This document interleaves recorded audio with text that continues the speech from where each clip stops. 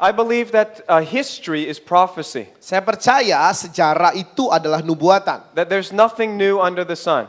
Tidak ada hal yang baru yang ada di bawah What has matahari. happened before is a picture or a prediction of what will happen again. Apa yang terjadi sebelumnya adalah sebuah gambaran atau prediksi atau nubuatan tentang apa yang akan But terjadi. I don't have time to teach you history. Tapi saya tidak punya waktu untuk mengajarkan sejarah kepada Bapak Ibu Saudara. So that's why I have to recommend to you, please do a little bit of study on your own. Itu sebabnya saya merekomendasikan Bapak Ibu Saudara pelajari sendiri. The latest thing that we did in our church in Melbourne, Australia is to cover 6,000 years of history in only 3 sessions. Hal yang paling luar biasa yang kami lakukan di gereja kami di Australia adalah kami berusaha untuk mengcover 6.000 tahun sejarah dalam 3 jam pengajaran. Now I heard at the book table that this series is all gone, all finished. Saya dengar dari meja buku di belakang saudara bahwa serial yang ini semua udah habis saudara. But I'm still advertising it because it's not about selling stuff at the book table, it's about your faith. Saudara, tapi saya tetap berusaha untuk memberitahu kepada saudara hal ini. Kenapa? Karena ini bukan tentang menjual buku, tapi ini tentang iman saudara. I believe this series would help your faith and understand end times. Saya percaya serial ini akan membantu saudara dalam iman dan dalam memahami mengenai akhir One of zaman. the things you understand if you study history is the immense persecution of Christians throughout time. Salah satu hal yang bisa kita pelajari dari seluruh sejarah yang ada saudara, bahwa penganiayaan terhadap orang Kristen itu terjadi benar-benar luar biasa. And it encourages our faith to look back in time and see what our brothers and sisters who have gone to heaven went through. Dan hal tersebut yang membuat atau dapat menyemangati iman kita, membangkitkan iman kita lewat ketika kita mempelajari apa yang saudara-saudara seiman kita telah alami ketika mereka sudah sampai di sorga, apa yang mereka alami sebelumnya. So if you want any of the teaching from our ministry, everything that you want to order today, it's 50% off the Australian price. Saudara, jadi kalau Bapak Ibu Saudara menginginkan sepengajaran dari pelayanan kami hari ini, maka segala sesuatu yang dijual hari ini harganya dipotong 50%. So then we Dari will, dolar and Australia. then we will mail it to you from Australia. Dan nanti Okay? dari Australia kita akan post atau kirim lewat kepada saudara dari Australia langsung. All right. Now, if there's only one scripture that people know about concerning the end times, it's this one. Saudara, kalau misalnya cuma satu ayat saja yang orang tahu tentang akhir zaman, saya percaya ayat itu adalah ayat ini. If people know nothing else, at least they quote this. Kalau orang-orang nggak tahu tentang apapun tentang akhir zaman, maka mereka akan kutip hal ini sebagai pengetahuan mereka tentang akhir zaman. They come and tell me, Pastor Steve, no one knows the day or the hour. Ya, pasti orang akan bilang, Pastor Steve, nggak ada yang tahu hari ataupun jamnya. Where did they get this from? Dari mana mereka dapatkan perkataan ini? Well, Jesus said this in Matthew chapter 24. Yesus mengatakan hal ini Matius pasal 24. So the first session, I just want to cover a very simple teaching, a simple answer to this question. Sesi pertama, saya hanya ingin membahas mengenai jawaban sederhana tentang pertanyaan ini. If nobody knows, Kalau nggak ada yang tahu, if God doesn't want anyone to know, kalau Tuhan nggak mau semua orang tahu, then we might as well go home today. maka lebih baik kita pulang hari ini saudara sekarang. No need to study. Kita nggak perlu belajar kalau Tuhan nggak mau kita tahu. But obviously, none of us believe that's true because that's why we're here. Dan saya yakin betul bahwa nggak ada yang percaya di tempat ini bahwa nggak boleh ada yang tahu. Kenapa? Karena saudara ada di sini pagi hari ini. So let Jesus speak for himself in context. Jadi mari biar Yesus berbicara bagi dirinya sendiri dalam konteks yang ada. Watch therefore, for you know neither the day nor the hour in which the Son of Man is coming. Perhatikan baik bahwa engkau tidak mungkin tahu hari ataupun jamnya ketika Anak Manusia datang. Now we need to put scriptures in the context of other scriptures in the Bible. Maka kita harus menaruh ayat ini dalam konteks dari ayat yang lain di Alkitab. What else did Jesus say? Apalagi yang Yesus katakan. In Luke chapter 19 verse 44, Lukas pasal 19 ayat 44. we find that Jesus pronounced judgment on Jerusalem. Kita menemukan bahwa Yesus menyatakan penghakiman atas Yerusalem. Why was God going to judge Jerusalem? Mengapa Tuhan ingin menghakimi Yerusalem? He said the temple will be destroyed. Dia katakan bahwa bait Allah akan dihancurkan, bait suci akan dihancurkan. He tells us why. Dan dia memberitahu kepada kita mengapa. They will not leave in you one stone upon another because Dia tidak akan meninggalkan satu batu pun dari runtuhanmu karena you did not know the time of your visitation. Karena engkau tidak mengetahui waktu lawatan itu terjadi bagimu. So according to Jesus, not knowing the time is a sin. Jadi menurut Yesus, tidak mengetahui waktunya itu adalah pelanggaran atau dosa. Judgment is a consequence of sin. Maka penghakiman adalah konsekuensi daripada dosa. And the fact that the first generation had no sense of urgency that the Messiah was coming, he said this was wrong. Dan fakta bahwa generasi orang Yahudi pada masa Yesus hidup tidak mengetahui bahwa Mesias datang, dia katakan ini semua salah. Now my question is, Pertanyaan saya adalah, if Jesus expected the first generation of believers to know the time of his first coming, kalau Yesus mengharapkan generasi pertama dari orang percaya itu mengetahui waktu kedatangannya, and they did not even have the New Testament, dan bahkan mereka belum ada perjanjian baru saat itu, they did not have the book of Revelation, mereka bahkan belum memiliki kitab wahyu pada saat itu, don't you think that he expects the last generation of Christians to know the timing of his second coming? Tidakkah saudara percaya bahwa Tuhan juga menginginkan generasi terakhir dari orang-orang percaya untuk mengetahui waktu daripada kedatangannya yang kedua kali? Yeah, we have so much more revelation. Saudara, kita memiliki pewahyuan yang lebih lagi. We have great preachers. Kita memiliki pendeta-pendeta, pengkhotbah-pengkhotbah yang luar biasa. We can look up teachings for free on YouTube. Kita bisa melihat pengajaran gratis di YouTube. So we should be having a sense of urgency that he's about to return. Seharusnya kita memiliki rasa sangat penting, rasa yang sangat mendesak untuk mengetahui bahwa dia akan segera datang kembali. How many of you believe Jesus is coming as a thief in the night? Berapa banyak saudara percaya Yesus datang seperti pencuri di malam hari? How many of you believe Jesus is coming as a thief in the night? Berapa banyak saudara percaya bahwa Yesus datang seperti pencuri di malam hari? 1 Thessalonians 5 verse 2 says, 1 Tesalonika 5 ayat 2 katakan, For you yourselves know perfectly that the day of the Lord so comes as a thief in the night. karena kamu sendiri tahu bahwa hari Tuhan datang seperti pencuri di malam hari. I just tricked you Saya baru sedikit menipu saudara, sedikit. because people misquote this scripture. Kenapa? Karena seringkali orang salah paham tentang ayat ini. He said, he comes as a thief in the night Dikatakan, seringkali orang mengatakan bahwa dia datang seperti pencuri di malam hari. to those who are in darkness. Bagi mereka yang ada dalam kegelapan. But you, brethren, are not in darkness, so that this day should overtake you as a thief. Ayat 4, tapi kamu saudara-saudaraku, kamu tidak hidup dalam kegelapan sehingga hari itu tiba-tiba mendatangi kamu seperti pencuri. The scripture does not say he comes as a thief to us. Alkitab tidak mengatakan bahwa dia datang seperti pencuri kepada kita. He's not a criminal. Karena dia bukan kriminal buat kita. Dia bukan narapidana buat kita. He's not going to shock us. Dia bukan buronan buat kita. Dia tidak akan mengejutkan kita. He wants us to know that the timing is near. Tapi dia mau kita mengetahui bahwa waktunya sudah dekat. Amin. And he says those who don't know, they're in the darkness. Dan bagi mereka yang tidak tahu, maka mereka ada dalam kegelapan. Be careful when you assume nobody knows. Hati-hati ketika kita memiliki asumsi bahwa tidak ada orang yang tahu. Actually, if we're humble,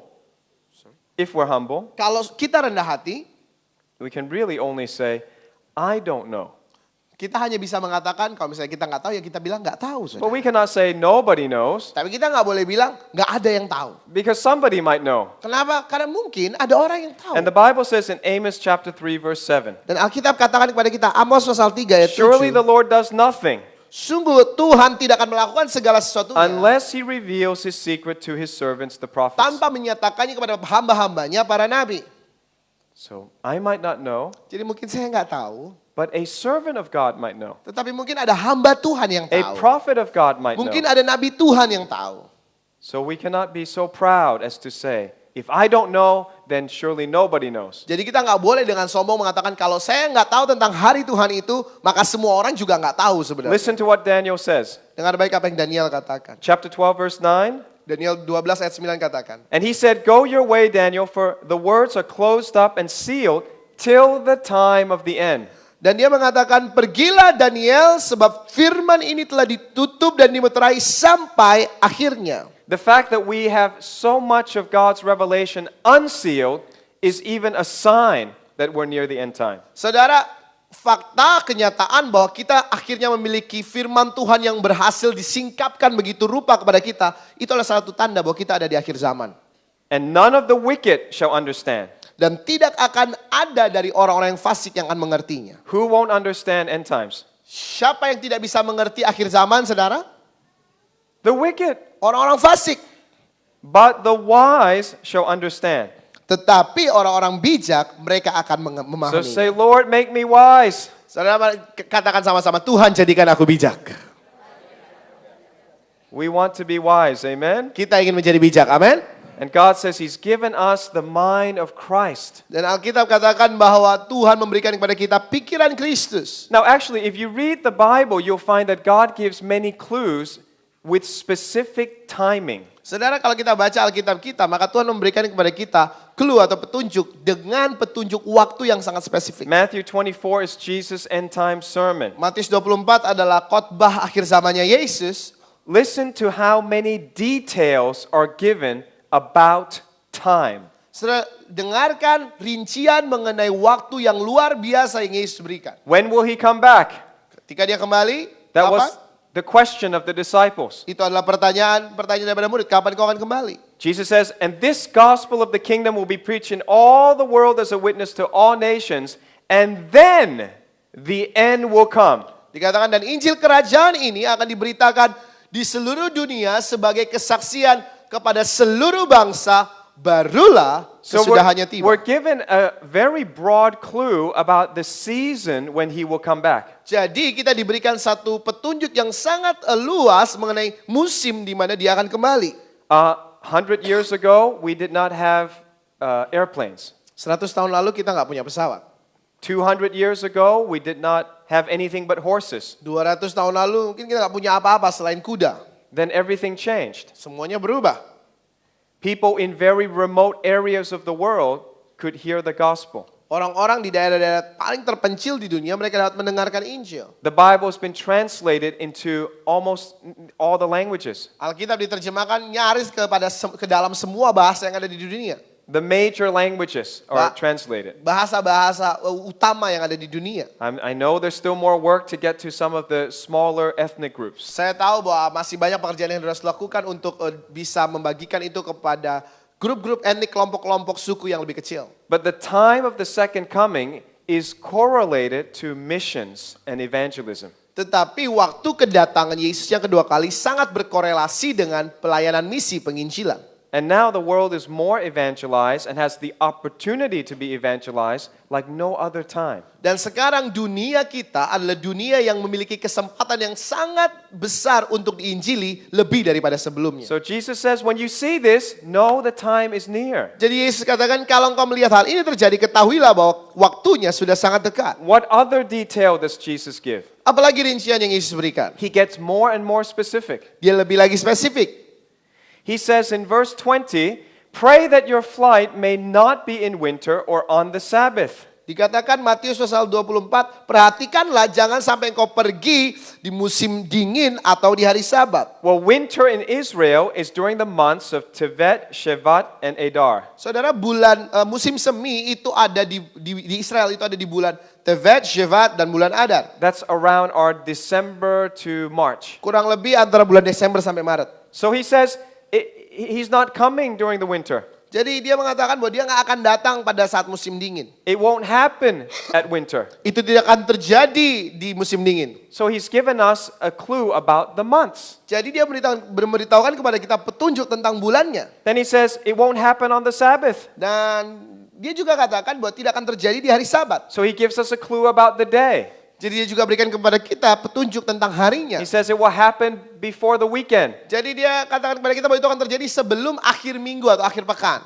These are very specific details about time. Saudara, ini adalah rincian yang sangat spesifik mengenai waktu. Why would he tell us all this if he didn't want us to know the timing? Mengapa Tuhan memberitahu ini semua kepada kita kalau dia tidak ingin kita mengetahui kapan waktunya? In verse 32 he says, now learn the parable from the fig tree. Ayat 32 dia katakan begini, sekarang pelajarilah pohon ara. When its branch has already become tender and puts forth leaves, you know that summer is near. Apabila ranting-rantingnya melembut dan mulai bertunas, maka kamu tahu bahwa musim panas sudah dekat. All prophecy teachers agree that trees represent nations.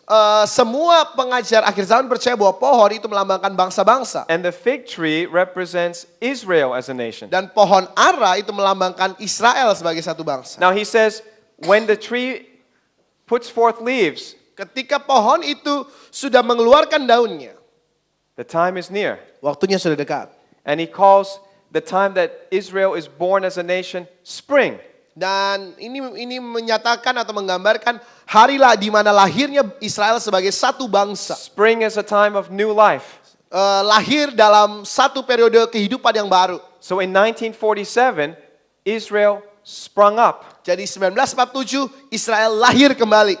And I find it interesting that when the Arab started revolting, they called their revolution from 2011, they call it the Arab Spring. Saudara, dan sangat menarik bagi saya ketika negara-negara Arab mulai memprotes, saudara, mereka menamakan protes mereka sebagai Arab Spring atau Why did they kemunculan choose that Arab. word? Kenapa mereka memakai kata itu? There have been many revolutions in human history, Mereka bisa menamakan sebagai revolusi sejarah umat manusia but none misalnya. of them are called spring. Tapi saudara bisa pelajari sejarah, nggak ada satu gerakan pun yang disebut seperti Arab Spring atau kemunculan kelahiran. They've been called civil war, Seringkali disebut perang sipil, massacre, disebut massacre atau pembantaian, crisis. atau krisis. But they chose the word spring. Did they know that Jesus said, when you see spring, summer is near? Saudara, mereka memakai kata-kata spring di situ, tapi mereka tidak tahu bahwa Yesus mengatakan kalau kau melihat musim semi, maka musim panas sudah dekat. Jesus gave us the news headline, the wording of the headline, 2,000 years before the news came out. Saudara, Yesus sudah memberikan kepada kita kata-kata di tajuk berita surat kabar itu, saudara, 2000 tahun lalu sebelum kata-kata itu dimunculkan When we hari-hari see ini. spring, Kapan kita bisa melihat What is musim after semi? spring? Setelah musim semi apa yang terjadi? summer. Musim panas. And summer is hot. Dan musim panas itu panas. It's a saudara. symbol of tribulation. Dan musim panas seringkali merupakan perlambangan daripada tribulasi atau masa aniaya. In the parable where the sower went out to sow on 4 different grounds, Saudara, dalam perumpamaan di mana si penabur menabur benih ke 4 tanah yang berbeda. one ground got the heat, Satu tanah mendapatkan panas. and the seed didn't grew but died. Dan benih itu tidak bisa tumbuh, dia mati. And Jesus interpreted the heat as persecution. Dan Yesus menafsirkan atau memberikan gambaran kepada kita bahwa pengertiannya panas itu adalah aniaya. The Bible is its own commentary. Saudara, Alkitab kita penuh dengan komentari-komentari atau pengertian-pengertian, You don't penafsiran-penafsiran. even need YouTube. Saudara bahkan nggak perlu YouTube untuk menafsirkan. You just read the Bible and it will explain the Bible. Saudara baca Alkitab saja, maka ayat akan menjelaskan ayat tersebut kepada saudara. But this kind of knowledge of the Bible doesn't come from casually reading the Bible. Saudara, tapi pengetahuan Alkitab seperti ini tidak datang dari sekedar baca This aja. comes from loving the Word of God every Amen. day. Tetapi pengetahuan seperti ini bisa datang ketika engkau mencintai firman Tuhan setiap hari. This cannot come from reading the Bible once a week. Saudara, pengetahuan seperti ini nggak bisa datang kepada saudara kalau saudara cuma baca Alkitab sekali seminggu saja. Or letting pastor read the Bible for you and then come and share. Dan mungkin saudara bilang, aduh biar Pak Gembala aja yang baca Alkitab buat saya, nanti dia datang dan bagikan buat saya. Pastor, please feed me. What did God say to you? Dan kita katakan, Pak Gembala tolong kasih makan saya. Tuhan katakan apa kepada Bapak? When you're a little child, we feed you. Saudara, ketika saudara masih kecil atau kita dulu masih kecil, kita pasti disuapin. But if you're 30 years old Tapi kalau sudah 30 tahun, and you say, I want you to hold me, dan saudara katakan, ya aku mau digendong. feed me please, put the spoon in my Suapin aku mouth, dong, suapin aku makannya. we will say something is wrong with you. Saudara minta itu ke kita akan pikir, wah ada yang salah dengan orang ini. Say, time to grow up. Ini waktunya kita harus bertumbuh dewasa. So every Christian in this room, Jadi setiap orang Kristen di ruangan ini, in the end time, you must have a discipline of reading the Bible every day. di akhir zaman kita harus disiplin untuk baca firman Tuhan setiap hari. And if you miss a day, Dan kalau misalnya sehari kita bolong nggak baca Alkitab, you work too late, Kita misalnya kerja and terlalu you're larut, too tired, kita terlalu capek, don't feel guilty. jangan merasa bersalah. If you miss a meal, Kalau if I miss a meal, I don't feel guilty. saudara, kalau saya misalnya melewatkan satu waktu makan saya nggak merasa bersalah. I feel hungry. Tapi saya ngerasa lapar, saudara. So what do? Then the next time you can eat. Jadi kali lain di mana saudara sudah bisa, maka mulai makan lagi. But Christians say, I cannot eat. Seringkali orang Kristen bilang, aduh saya nggak bisa makan. Why? Kenapa? I'm so guilty. Aduh saya ngerasa bersalah, kemarin bolong baca I didn't Alkitabnya. eat yesterday. Kemarin saya nggak makan soalnya saya merasa bersalah. Didn't eat the day before. Saya juga nggak makan hari sebelumnya. I can't eat today. Aduh saya nggak bisa makan hari ini berarti. Of course you can. Saudara, engkau tetap bisa makan. Just open the Bible and start reading today. Buka saja Alkitabmu dan mulai baca dari hari ini. Forget yesterday. Lupakan hari kemarin. Come to God every day as much as you can. Amin. Datang kepada Tuhan setiap hari sebanyak yang saudara bisa. And don't let the devil condemn you. Dan jangan biarkan iblis mendakwa saudara. No one is perfect. Gak ada yang sempurna. Okay, but God wants us to hunger for the Word of Amen. God. Tapi Tuhan menginginkan kita lapar akan firman-Nya. Now I'm speaking to the ones that are already hungry. Saudara, saya bicara ini kepada orang-orang yang lagi lapar di ruangan That's ini, why you saudara. come here in the morning. I know that. Itu sebabnya saudara rela datang pagi-pagi ke tempat ini, All saudara. right, but I encourage you anyway. Tapi saya menyemangati saudara paling enggak. All right, so we know that summer is near. Kita tahu musim panas itu sudah dekat.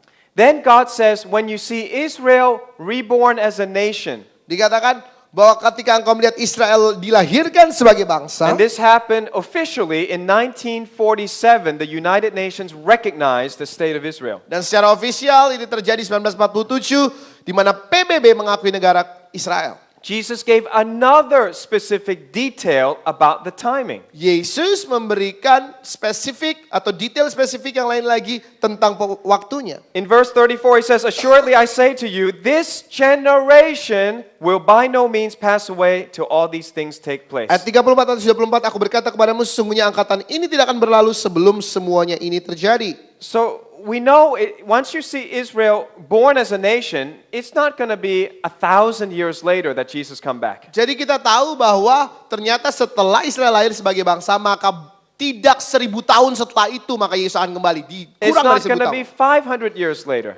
Tidak akan sampai 500 tahun setelah Israel lahir sebagai bangsa. God says within one generation, everything will be accomplished. Kenapa? Karena Tuhan katakan hanya dalam satu generasi segala sesuatunya akan digenapi. So now the theologians debate, what is a generation?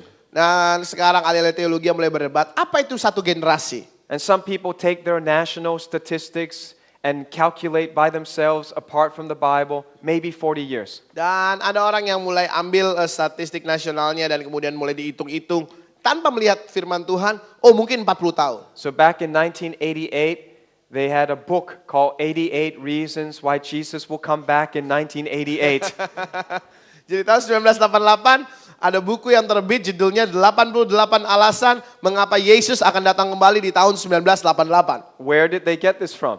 Dari mana mereka dapatkan hal ini? Somebody took 1948 plus 40 equals 1988. Ya, orang yang melihat tahun 1948 Israel kemudian sah sebagai negara, tambah 40, satu generasi atau satu angkatan, 1988 hasilnya. But that is just human reasoning. Saudara, itu adalah penalaran umat manusia. There are different possibilities in the Bible of how long a generation is. Ada banyak kemungkinan yang berbeda mengenai satu angkatan atau satu generasi dalam Alkitab. So we won't argue about it. Jadi kita nggak akan berdebat tentang hal itu. We'll show you the full spectrum. Tapi kita akan menunjukkan kepada saudara spektrum penuhnya, gambaran penuhnya. In Psalm 90, it says a generation might be 70 to 80 years. Mazmur 90 mengatakan satu generasi mungkin 70 atau 80 tahun. But Genesis 6 says a generation might be 120 years. Kejadian 6 bilang ke kita mungkin satu angkatan atau satu generasi itu 120 tahun. Now Moses actually wrote Psalm 90. Musa sebenarnya yang menulis Mazmur 90. So he did not believe that man must die by 70 or 80. Jadi dia tidak percaya bahwa orang seharusnya mati umur 70 atau 80 tahun. Because Moses lived to how low? How old? Kenapa? Karena Musa hidup sampai umur berapa Bapak Ibu Saudara?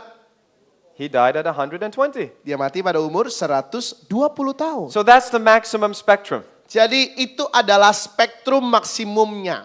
Then we take 1947 and we add that range. Saudara, kita ambil 1947 dan kita tambahkan dengan jumlah rentang waktu antara 70 sampai 120 tahun dari 1947. That means the time frame should be maximum 2017 to 2067. Artinya rentang waktu itu maksimum paling akhir adalah 2017 sampai 2067. Ada di rentang waktu itu. Some of you are very happy. You say, I got a lot of time. Beberapa dari saudara dengar 2067 saudara bilang, waduh masih panjang, masih lama ternyata. All the single people like, oh, I can get married. Yang jomblo, aduh gue masih bisa nikah nih. Wait a second. Sabar dulu, I'm not finished. saya belum selesai. Jesus said, Yesus bilang ini, and unless those days were shortened, no flesh would be saved. But for the kecuali elect's sake, those days will be shortened. dan kalau hari itu tidak dipersingkat, maka dari segala yang hidup tidak akan ada yang selamat. Tetapi oleh karena orang-orang pilihan, maka waktu itu akan dipersingkat. So if we take the shortest definition of one generation, Jadi kita ambil definisi tersingkat atau tercepat dari satu generasi. this is the Bible's definition, not human reasoning. Ini definisinya Alkitab, bukan penalarannya manusia. We would come to 2017. Maka kita akan sampai kurang lebih tahun 2017. If it's 80 years for generation, we come to 2027. Kalau 80 tahun untuk satu generasi atau satu angkatan 2027 berarti. If God says 100 years, then we go to Kalau 2047. Tuhan katakan 100 tahun bagi satu angkatan, kita sampai tahun 2047. But God said He will shorten it. Tapi Tuhan bilang dia akan mempersingkat waktunya. So it's not very likely that we go all the way to 2067. Jadi rasanya nggak sampai 2067 deh Bapak Ibu Saudara.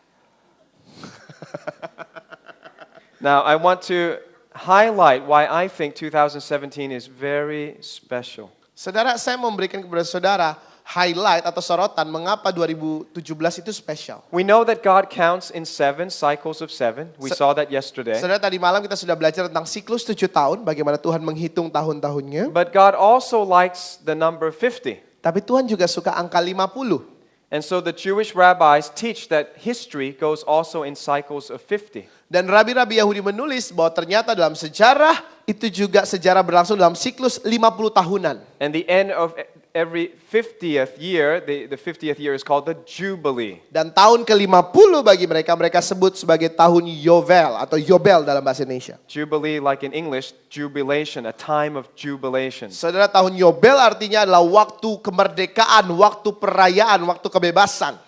Now, 2017 will be the 800th anniversary since a rabbi named Judah ben Samuel prophesied, made a prophecy about Israel. Saudara, 2017 akan menjadi tahun ke-800 sejak Rabi Judah ben Samuel bernubuat tentang Israel sendiri. In 1217, the year that he died, he made this prophecy. Di tahun 1217 di mana Rabi Judah ben Samuel ini meninggal, dia membuat nubuatan tersebut. He said the Ottoman Turks, the Muslims, will capture Jerusalem. Dia mengatakan begini, nubuatannya seperti ini. Orang-orang Turks atau orang-orang Muslim mereka akan merebut Yerusalem.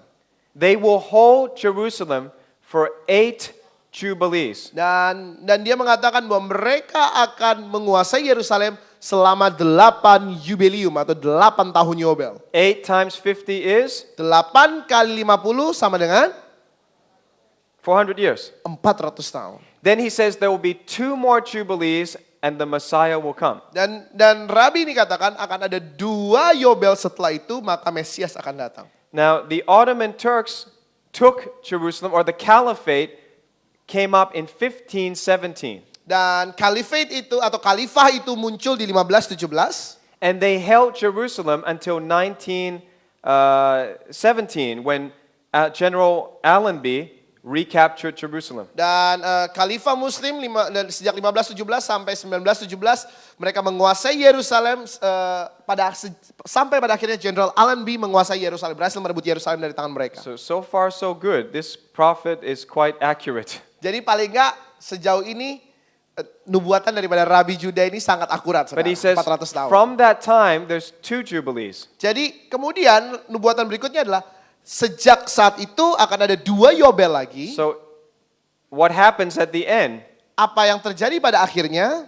This one we're not sure. Yang ini nggak terlalu yakin kita untuk mengatakannya. Does it mean rapture? Apakah maksudnya Mesias Does it datang mean itu tribulation? berarti pengangkatan atau masa aniaya? He just said that's it. That's all his prophecy goes to. Ya, tapi nubuatan Nabi Juda ben Samuel ini hanya sampai di titik itu. 2017 will be the 500th anniversary of the Protestant Reformation. 2017 akan menjadi ulang tahun atau perayaan 500 tahun dari reformasi Protestan. 5 is the number of grace. 5 itu angka kasih karunia, angka anugerah. God has given us 5 times 100 years of grace. Tuhan sudah memberikan kepada kita 5 kali 100 tahun karunia. 2017 will be the 120th anniversary of the Zionist Congress in 1897. Saudara, 2017 akan menjadi perayaan 120 tahun dari Kongres Zionis. It will be the 100th anniversary of the Balfour Declaration, where the British recognized the Jews need a homeland. Saudara, akan menjadi 100 tahun perayaan dari deklarasi Balfour, yaitu deklarasi di mana pemerintah Inggris mengakui bahwa orang-orang Yahudi memerlukan tanah atau negeri untuk kembali pulang sebagai rumah mereka. It will be the 70th anniversary of the State of Israel. Akan menjadi perayaan ke-70 tahun negara Israel. It will be the 50th anniversary of the capital Jerusalem coming back to the Jewish hands. Akan menjadi perayaan 50 tahun daripada kembalinya ibu kota Yerusalem ke tangan orang Yahudi. And I believe 2017 will be the year when the Revelation 12 sign in the sky occurs. Dan saya percaya bahwa 2017 juga akan menjadi tahun di mana tanda di langit yang ada di Wahyu pasal 12 itu muncul. So, God obviously likes the number 7. Jadi Tuhan sangat suka angka 7. It keeps coming back up. Kenapa? Karena angka 7 terus-menerus muncul. And 2017 is especially unique. Dan 2017 ini adalah tahun yang sangat unik. Now, if you don't know the Revelation 12 sign, let me read it to you. Kalau Bapak Ibu Saudara tidak tahu Wahyu pasal 12, saya membacakan bagi Bapak Ibu Saudara. Now a great sign appeared in heaven, a woman clothed with the sun, with the moon under her feet, and on her head a garland of 12 stars. Maka tampaklah suatu tanda besar di langit, seorang perempuan berselubungkan matahari dengan bulan di bawah kakinya dan sebuah mahkota dari 12 bintang di atas Now, kepalanya. I said the easiest way to understand the Bible is take the most literal interpretation. Saudara, saya sudah katakan tadi malam bahwa cara paling gampang untuk mengerti Alkitab adalah cari langsung artinya, saudara. Arti literalnya, apa yang dikatakan di situ, cari artinya apa secara sederhana. But if it doesn't make sense literally, you have to dig deeper and look at the symbolic meaning. Kalau secara kasat mata, secara literal itu nggak masuk akal buat kita, maka kita harus gali lebih dalam untuk cari apakah ini lambang atau simbol. God is not saying there's going to be a woman floating through the air. Tuhan nggak bilang saudara bahwa akan ada perempuan yang terbang di udara gitu ya, saudara, enggak. Like a balloon. Seperti balon gitu dia terbang di udara, enggak. So you must understand what does it mean to see a shape or an image in the sky. Jadi kita harus mengerti apa maksudnya untuk melihat satu gambaran yang ada di langit. And all civilizations recognize 12 constellations in the sky. Dan seluruh peradaban mengakui ada 12 konstelasi atau rasi bintang yang ada di langit. Only 1 out of 12 is a woman. Cuma 1 dari 12 konstelasi atau rasi bintang itu yang lambangnya perempuan. And it's the first constellation, Virgo. Dan itu adalah konstelasi atau rasi bintang pertama, namanya Virgo. This is not astrology. Saudara, ini bukan astrologi, bukan ramalan bintang, saudara. Virgo actually represents the Virgin Mary. Saudara, Virgo itu sebenarnya melambangkan Bunda Maria atau anak darah Maria, perawan Maria. And also represents the Jews because Mary was Jewish. Dan juga melambangkan orang Yahudi karena Maria adalah orang Yahudi. Now, if you turn on a constellation software, you can see the sky from Jerusalem on the 23rd of September 2017. Kalau saudara membuka software rasi bintang atau konstelasi, maka saudara bisa melihat bahwa langit di atas Yerusalem tanggal 23 September 2017. You will see the constellation Virgo rising from the horizon in Jerusalem. Saudara akan bisa melihat rasi bintang Virgo akan naik di atas langit Yerusalem tanggal itu. The sun will be at her head, the moon at her feet. Dengan matahari di atas kepalanya dan bulan di bawah kakinya. Mercury, Mars, and Venus will be on her head. Merkurius, Mars dan Venus akan ada di sekitar kepalanya. And the constellation Leo will also be on her head. That's 9 stars in Leo. Dan konstelasi atau rasi bintang Leo itu juga akan ada di atas kepala, di atas bagian kepala daripada Virgo. Berarti bicara tentang 9 bintang ada di dalam rasi bintang Leo. 9 plus 3 makes 12. Ada 9 bintang di Leo, ada Merkurius, Mars dan Venus tambah 3 sama dengan 12. And this is quite rare. Dan ini cukup langka. Now, it just so happens that 2017, this will be the picture on the sky, just like the Bible says. Saudara, dan tiba-tiba di tahun 2017 bisa muncul seperti ini, gambaran di langit, rasi-rasi bintang bisa teratur sedemikian rupa di langit seperti yang Alkitab katakan. Now, remember the tetrad, the 4 blood moons I taught you yesterday? Saudara ingat 4 bulan berdarah berturut-turut yang disebut tetrat yang saya sudah jelaskan tadi malam? Can I show you something else that you might not know? Boleh saya tunjukkan sesuatu yang lain yang saudara mungkin belum tahu?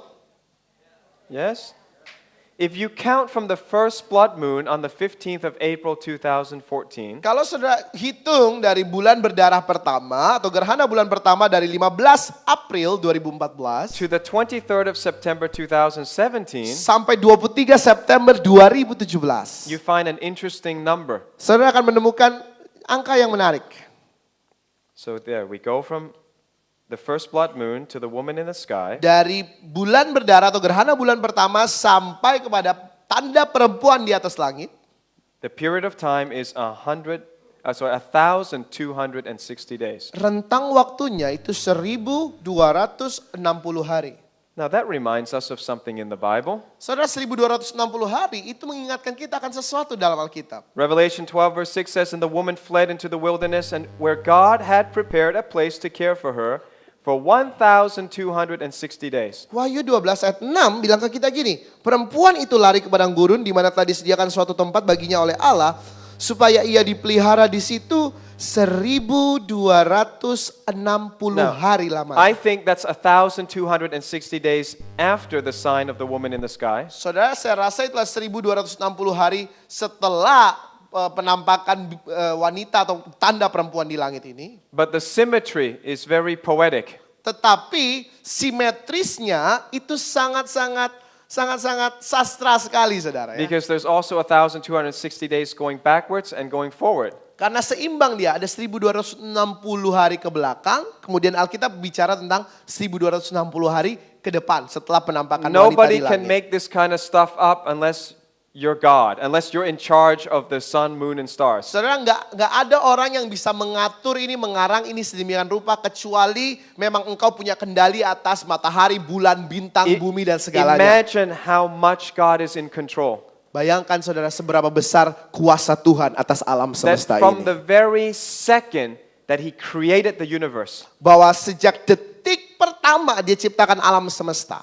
and He flung the stars into space, Dia membuat bintang-bintang berterbangan di angkasa. and He made the galaxies turn. Dan dia membuat galaksi itu mulai berputar. He had timed it from the first second.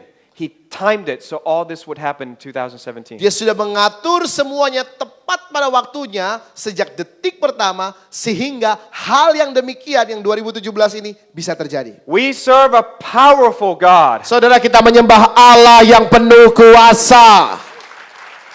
We serve the Almighty Kita God. menyembah Allah yang maha kuasa. And there is no God like Him. Dan tidak ada Tuhan yang seperti dia. You can read all the other religions. Saudara bisa lihat agama-agama There's lain. no one like the God of the Bible. Tidak ada Tuhan yang seperti Tuhan yang ada dalam Alkitab. He's not fiction. Bukan cerita It's fiksi. not a myth. Bukan cerita mitos. It's not something some man dreamed up. Bukan sesuatu yang dikarang orang. This God is in charge of the universe. Tapi Tuhan yang ada di Alkitab adalah Tuhan yang memegang kendali, berkuasa atas alam so semesta. glad He is my God. Dan saya sangat bersuka cita, Dialah Tuhan saya dan Tuhan saudara juga. Yang percaya tepuk tangan bagi Yesus sama-sama. So when Jesus said, "You neither know the day nor the hour in which the Son of Man is coming," what was He telling us? Jadi ketika Yesus katakan, engkau nggak mungkin tahu hari atau jam ketika anak manusia datang, sebenarnya maksudnya apa kalau gitu? He obviously cares about time.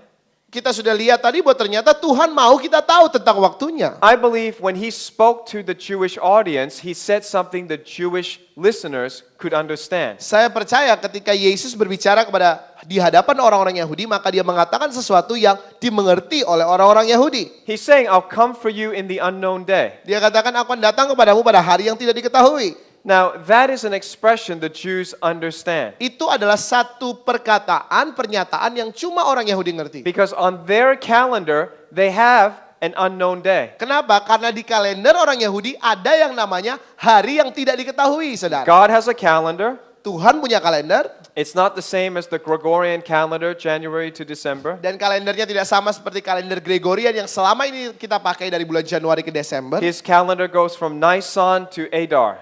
Kalendernya itu dimulai dari bulan Nisan ke bulan Adar. And on this calendar, God has appointments. Dan di kalender ini Tuhan memiliki janji temu. These appointments are called holy days. Janji temu Tuhan itu disebut hari kudus atau holy days bahasa Inggrisnya. And in English, we take those two words and make it holiday, like vacation. Dan akhirnya di dalam bahasa Inggris dua kata itu digabungkan menjadi holiday, jadi hari libur, saudara. Bukan Now, lagi hari kudus. I'll teach you more the holidays next session. Saya akan beritahu kepada saudara tentang hari-hari kudus atau perayaan-perayaan di sesi berikutnya. But I just want to show you the 7 holidays on God's calendar. Tapi saya menunjukkan kepada saudara 7 hari raya yang ada dalam kalendernya Tuhan. All of them have a specific date on the calendar. Setiap hari raya ini memiliki tanggal yang spesifik dalam kalender orang Israel. Except number 5, Yom Teruah. Kecuali hari kelima yaitu hari Yom Teruah. It's the only one that starts at the beginning of the month. Itu hanya hari ini, hari raya inilah satu-satunya hari yang dimulai di awal bulan. And the beginning of the month was connected to the cycle of the moon. Dan awal bulan itu selalu terhubung dengan siklus perputaran bulan. The beginning of the month is always when the moon is completely dark and then you can just see the sliver, the beginning of the light of the moon. Saudara, permulaan bulan bagi mereka adalah ketika bulan itu benar-benar gelap dan saudara cuma melihat sedikit saja bagian daripada bulan, Now, sedikit saja. Yom Teruah has to be declared at the sighting of the new moon. Dan Yom Teruah itu harus dinyatakan sebagai hari raya ketika bulan baru itu lahir. The high priest is in charge of announcing, I've seen the new moon. Maka imam besar itu yang akan menentukan atau memegang kendali bahwa dia katakan, saya sudah melihat bulan baru terbit. But what happens if it's a cloudy day? Apa yang terjadi, saudara, kalau hari itu mendung? What happened if the high priest lost his glasses and cannot see? Apa yang terjadi kalau imam besarnya kacamatanya hilang, saudara, kemudian dia nggak bisa ngelihat? So it was called the unknown day. Maka hari itu disebut sebagai hari yang tidak diketahui. Because nobody knew when the high priest would announce, start celebrating Yom Teruah. Karena nggak ada yang tahu kapan si imam besar akan mengumumkan, ayo kita rayakan hari raya Yom Teruah. We're going to blow the shofar. Kita akan meniup seruni sangkakala. Yom Teruah means the day of blowing trumpets. Yang Yom Teruah artinya hari peniupan seruni atau hari meniup sangkakala. Now, they only had a margin of 2 days. It's either first of Tishri or the second of Tishri. Saudara, jadi di dalam bulan itu mereka hanya punya 2 hari lah untuk menentukan hari raya itu. Tanggal 1 Tishri atau tanggal 2 Tishri. So even though it's unknown, we still know roughly the time. Jadi walaupun nggak tentu kapan waktunya, tapi paling nggak secara kasar kita tahu. Kalau nggak 1 Tishri ya 2 But we Tishri. don't know the exact day and the exact hour. Tapi kita nggak tahu jam yang tepatnya atau hari yang tepatnya hari apa. So I think what Jesus was saying, very simply, is that he's telling his Jewish audience a clue. Jadi apa yang Yesus berusaha katakan, saya rasa dia sedang ingin memberitahu kepada orang Yahudi sebuah petunjuk. I will come for you at Yom Teruah, Aku akan datang kepadamu di hari raya peniupan seruni atau perayaan Yom Teruah. or the Feast of Trumpets. Hari raya peniupan seruni, hari raya peniupan And the sangkakala. interesting thing is, this is a fall feast. Dan yang menarik adalah ini adalah perayaan musim gugur. Didn't Jesus say he won't come in winter? Bukankah Yesus katakan bahwa dia tidak akan datang di musim dingin? What's before winter? Apa yang ada sebelum musim dingin? Fall. Musim gugur. So everything harmonizes when you read the Bible in context. Jadi ketika saudara baca Alkitab dalam konteks, segala sesuatunya itu harmonis Bapak Ibu. This is why we need to study a bit of Hebrew roots. Itu sebabnya kita perlu mempelajari akar-akar bangsa Ibrani. So yesterday we did one session on Hebrew roots. Kemarin kita sudah lakukan satu sesi tentang akar-akar bangsa Ibrani. Today I'm giving you two sessions that I will touch on the feast. The next one we'll do a little bit more. Hari ini saya akan berikan kepada saudara dua sesi yang menyentuh tentang hari raya orang Ibrani dan yang sesi berikutnya akan lebih lagi. If you want to come to Israel to study Hebrew roots with me next year, Kalau saudara mau pergi ke Israel untuk mempelajari akar-akar bangsa Ibrani tahun depan sama-sama saya, just register your interest at the table. We will go in May 2016. We will be there at the Day of Independence. saudara bisa kasih detail saudara di belakang dan kita akan berangkat Mei 2016 di hari raya tepat di hari kemerdekaan bangsa mereka. But I'm sorry, I will cancel this trip if Jesus comes back this year. Tapi saya minta maaf, saya harus batalkan rencana perjalanan ini kalau Yesus kembali di tahun ini, saudara. I am not in charge of refund. Dan kalau itu terjadi, saya tidak bisa mengembalikan uang saudara. It will be Jesus' fault, not Saudara, mine. itu salahnya Yesus ya, bukan salah saya. Kalau dia datang kembali tahun ini kita nggak bisa jalan. I will be saudara. very happy if we don't do this tour. Tapi saya akan sangat bersuka cita kalau kita nggak perlu untuk ikut tur ini, tapi Yesus datang kedua kalinya, saudara. But I'll also be happy to go with you, okay? Tapi kalau Yesus nggak datang, saya juga tetap bersuka cita bisa pergi ke Israel sama-sama saudara. Okay, last thing because we're going to take a break. Yang terakhir sebelum kita break, Something that might be encouraging in the end times is to deal with the heart. The life of Joseph was a very difficult life. saudara, hal yang sangat menarik untuk kita lihat di akhir zaman adalah hal-hal mengenai hati dan kehidupan Yusuf adalah kehidupan yang sangat sulit. God gave his story to encourage us when we go through difficult times. Dan kisah Yusuf itu diberikan Tuhan kepada kita sebagai satu pendorong penyemangat ketika kita juga melewati waktu-waktu yang sulit. I did maybe 5 hours, but one of the hours is about the cure to self-pity. Saudara, ada 5 jam pengajaran dalam DVD ini, tapi salah satu di antara 5 jam itu ada pengajaran tentang penyembuhan mengasihani diri sendiri, kesembuhan terhadap mengasihani Something diri else sendiri. good for the end time is that we should be able to answer people's questions. Amen. Sesuatu yang sangat baik untuk kita lakukan di akhir zaman adalah kita mampu menjawab pertanyaan orang. So we did a series called Top Questions. Jadi kita perlu melakukan pertanyaan-pertanyaan atau menjawab pertanyaan-pertanyaan yang kami memiliki seri yang disebut pertanyaan-pertanyaan top, pertanyaan-pertanyaan utama.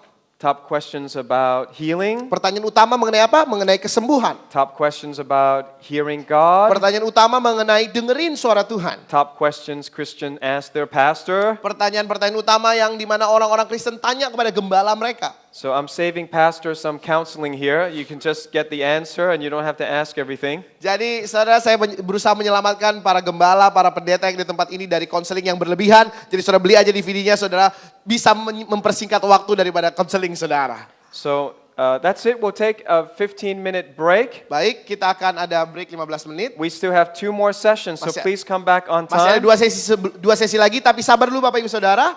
Ada pengumuman dari Ibu Worship Leader.